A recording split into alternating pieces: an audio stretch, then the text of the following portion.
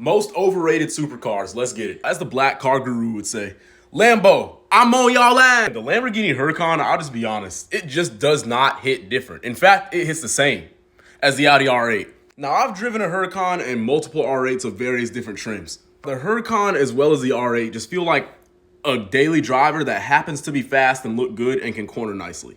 I've never met a Huracan owner that has not enjoyed his car and has had bad review. I've never actually heard of a bad review of a Huracan. And it's not a bad car, don't get me wrong. But like the Urus and the RSQ8, it is very similar to an R8.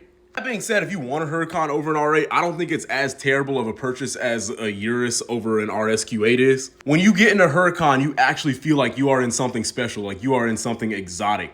There's not a lot of space in there, and it feels like it's cramped like a sports car, and it's like it's not a very practical interior, and I think that's what makes it as eventful as it is, but it's still not as eventful as I expected it to be. The Huracan was the first Lamborghini I ever drove, and I was honestly kind of underwhelmed with how it performed. It is fast, don't get me wrong, but I expected it to be a lot more exciting. And really, the excitement level is not that much further above an R8. If I had to choose, I am taking the R8 because it does have a better, more practical interior that is going to be better for the use case that you would use this car for.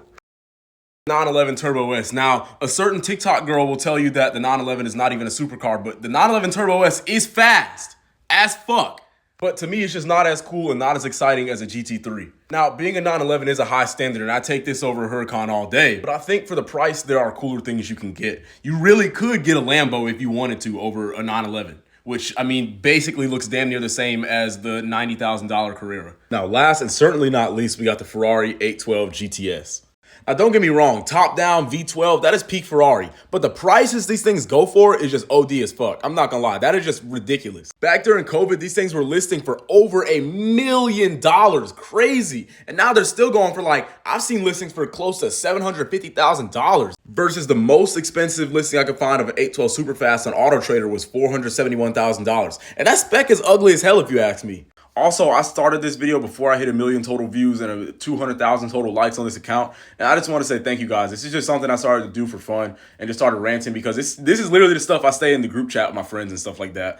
And they told me like, yo, you should go and start making TikToks and stuff because it would go viral. And apparently they were right. So yeah, I mean, just started doing it, having fun with it, whatever. And I just want to say thanks to you guys, everybody that's viewed and supported and liked the videos and commented and all that. So yeah, huge thanks. It's only the beginning. And yeah. Can't wait to see what comes next.